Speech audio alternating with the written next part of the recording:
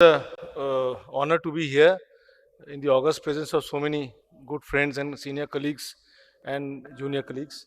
And being part of this course is always a pleasure and privilege. So, as you know, longest day, don't take the term literally. Longest, I mean, you spend hours and hours into surgery. Longest day is used often as a metaphor. Whenever there is a complication, it becomes long. It's a mental thing. It's the case prolongs for a long period, it becomes long. If things don't go as you desire, the end result is not achieved quickly, and you have to be relentlessly repeating the same maneuvers again and again to achieve the end objective, that also becomes long. With this background, I would like to share two scenarios. One is a subretinal cyst, and the next is a massive submacular hemorrhage. So we are displaying a unique method of removing can we a have the subfoveal sound? cysticercus cyst. Can you play the sound? Because it has a sound there.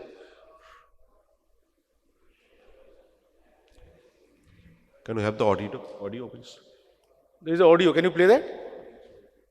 And we are here, we can see the movement of the cyst as it responds to the light of the endoilluminator, and watch the cyst how it moves.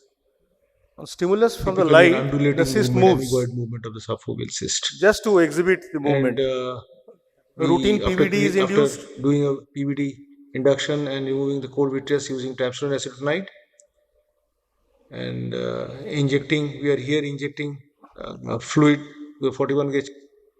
We are displaying a unique method of removing a subfoveal cysticercus cyst.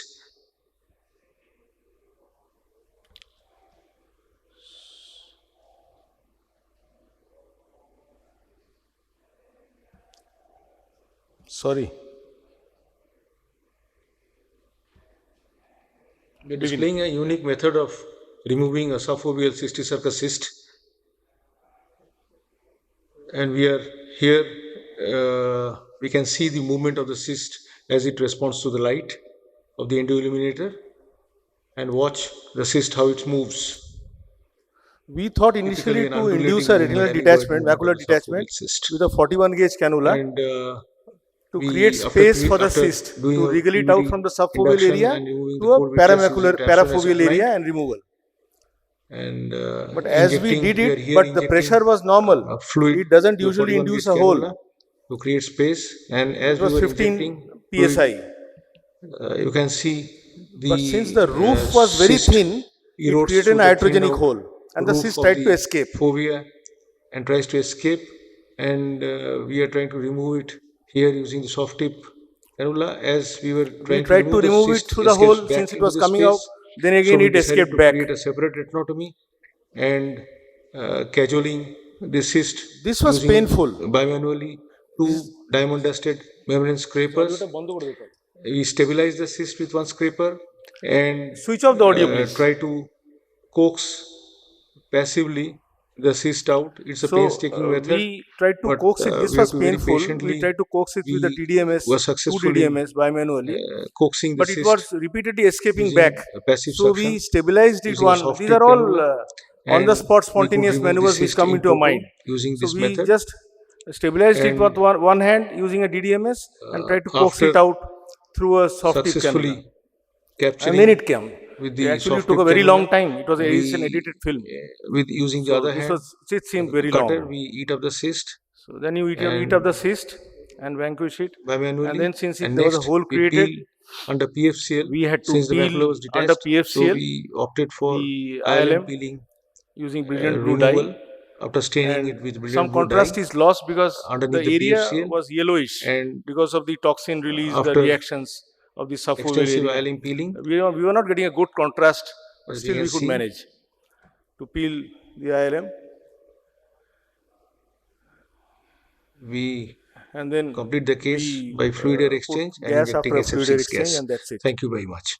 The next film is a massive submacular hemorrhage post Avastin elsewhere. We are presenting here a case of massive submacular hemorrhage with total retinal detachment in a case of wet coupling AMD. it with a After autologous PVD RP induction and patch core graft vitrectomy, like Subhendu a does. thorough vitreous But base this was an excision old film. We is being just carried out very old for 360 blood. degrees It and presented to all us around a around, month and this back, is a so very it was a critical mixture step of in the whole old and surgery. fresh blood. Massive. It has to be very So thorough, first the vitreous we base did excision. a vitreous base, A small and then retinotomy after a thorough base excision, is created we by the created cutter, retinotomy, which is further extended used PFCL to drain from out this the point fluid part of the blood all as around much as we could 360 from the degrees. periphery. You will see how long it takes. So As you can see, the after retinotomy is being extended by the cutter we itself. started extending the retinotomy. Additionally, perfluorocarbon is being And instilled to squeeze out the unclotted blood while the retinotomy is roughly being extended all round. the whole temporal retina was subjected to retinotomy, and You can see the we used unclotted PFCL blood as I is being told aspirated you, while to the drain out the retinotomy fluid part of the is being blood. extended all around And then 360 we started degrees. The PFO is aspirated unfurling, after the completion of the taking out the retinotomy, PFCL so that and the temporal retina retina is folded back folds nasally back to and expose the the huge clot clotted area, blood adherent to which the is retinal actually a undersurface. fleshy The mass adherent retina is released at the from end. the clotted blood We tried bimanually. to extract it with the As you cutter. can It won't move. It won't as you will budge. see It was a shortly, huge, by massive, using and soft with tip so cannula much and extension. diamond dusted So membrane scraper using initially, bimanually a combination of and various instruments, soft tip cannula and spatula here. here Because we it are was using stuck the also. The neurosensory soft retina tip was stuck cannula and to the diamond dusted membrane clot scraper. the mass at several areas. So it The was more very, severe very adhesions are removed carefully, bimanually using a combination of and soft tip luckily we cannula didn't create and any spatula, iatrogenic break. as It you was can very easy see to do that, in the video now. as you can see. And almost to the disc, we had to release all the attachments and Plus, so as not to injure the retina, because you are now ultimately entering into the we foveal, used a combination just of beneath, you are soft working tip just cannula beneath the and fovea. spatula, soft tip cannula and DDMS as and The when retina is freed almost whatever up to deemed the feasible optic disc or correct and at that time, all so round as not to do it as atraumatically as possible. using a combination. So and then And we could once the retina is ultimately completely freed, the massive fold clot is back mobilized from the bimanually disc and debulked and brought the out large in mass front of of the retina. hemorrhage, and Some debulking by the cutter, ultimately we could bring it at the same time over applying the suction retina, by the cutter. The and whole massive clot another painful is brought process out in front started of the retina. to debulk that, as you would see soon enough. So we could ultimately bring out the whole thing. And in the problem mid-vitreous, here is also a this rebleed fleshy happening mass at is this fixed stage, with an MVR blade and eaten up by the cutter again behind the bimanually, scene. as you So can we have to see. go back and see that rebleed and cauterize it. This That's very debulking important. process continues Otherwise, the whole thing will form again. till the last So bit we had remains, to ultimately, which is so fibrous and fleshy that it has to be torn debulk into that smaller thing pieces bimanually with using two forceps forceps and bring it out bimanually. piecemeal. Finally, these smaller pieces are taken out And then we went piecemeal back, by the forceps, examined the bed, as you can see being here. mild cautery, so And the that choroidal bed is examined everything for is any dry, fresh bleeding. folded back there. At this stage, The nowadays retina we are is being combining reposed it back by with an the autologous patch graft. perfluorocarbon. But as I said, it's an old film. Whatever has to be done at that time we did, and with PFCL we put back the retina in place. Multiple rows of 360-degree endo laser is being 3-4 done here, rows, and 360 degrees. with PFCL silicon exchange direct. And finally, We're reaching the end of the we video. complete the surgery with perfluorocarbon and silicon oil exchange. So direct PFCL silicon exchange. Thank you very much for your kind Last bubble attention. of PFCL coming out. And the retina was attached in the post-op period very well. Patient, of course, got finger counting half-meter vision ultimately, but then that was the maximum we could give to the patient at that time. Thank you so much.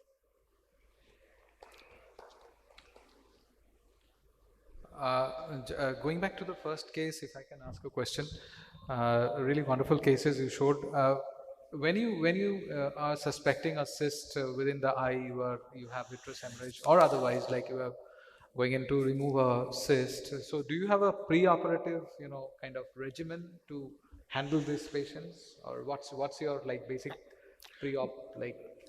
So this was a subfoveal cyst, and the preoperative means we have to remove the cyst in toto. That's the end point, to remove. That has been always the goal, to remove the cyst in toto. Initially, you would have seen while I was detaching the retina, my initial plan, which didn't go it obviously didn't go according to my initial plan, was to create space, cajole the cyst out of the subfoveal as we do with the PFCL bubbles, a different ball game altogether.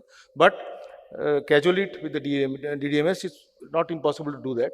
And once you create space, release the addition. But this, on the initial injection of very minimal pressure of 15 psi, that's a routine pressure. It usually should not cause a iatrogenic macular hole, but it caused a macular because of thinned out roof. What So as soon as the hole was created, we tried to take out the cyst through that hole itself. Now that a hole is there, might as well take it out. But as soon as we put the soft tip cannula near it, it escaped back into the subfoveal space. So we had to create a retinotomy because we can't go on enlarging the macular hole. So we had to create a retinotomy in a parafoveal area, more than 2 disc diameter. What I actually wanted to know was, if you are suspecting a helminthic cyst, do you kind of, you know, treat it with anti-helminthics or steroids or something? Obviously, we did a CT scan.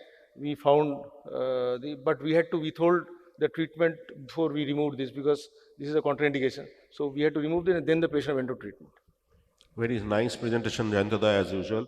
Like I want to ask that Eolis reflex, what you are seeing the subfoveally, was it the capsule around the cyst? There was on OCT, I don't have the OCT, but you are right. There was a encapsulated cyst. Encapsulated cyst. That means you remove the cyst and the capsule is there, still there. Capsule was not in the, I don't have the OCT here, but the capsule was a very thin one. And it was almost fused. I have a just suggestion, maybe all of you are also agreeing or not agreeing. You can induce macular retinal detachment by injecting BSS subretinally with 41 gauge or 38 gauge cannula and induce detachment in this case. Yes. You didn't observe. You used it and you can use the... As I was injecting there, Yes. the iatrogenic hole was created, And macular hole. you can also use the subretinal forceps also, that is also available, to remove the capsule. I didn't feel the need because I could see that the capsule came out along with the cyst. There was nothing behind. I could see, while operating it is not clear, three-dimensionally I could see that the capsule was, the whole cyst came out with the capsule or whatever was covering it in toto. And in the second case, what was the duration of the hemorrhage? Oh, duration was more than 1 month. More than because 1 there month. was a mixture of old and yellow blood, dehemoglobininase blood. Have you used subretinal TPA in this case? We didn't have access to subretinal TPA, but anyway, subretinal TPA won't act when there is a huge amount of dehemoglobininase blood and a fleshy mass, because it was a fleshy mass at the end, more than 1 month. That in those cases, TPA You are not won't act. using it.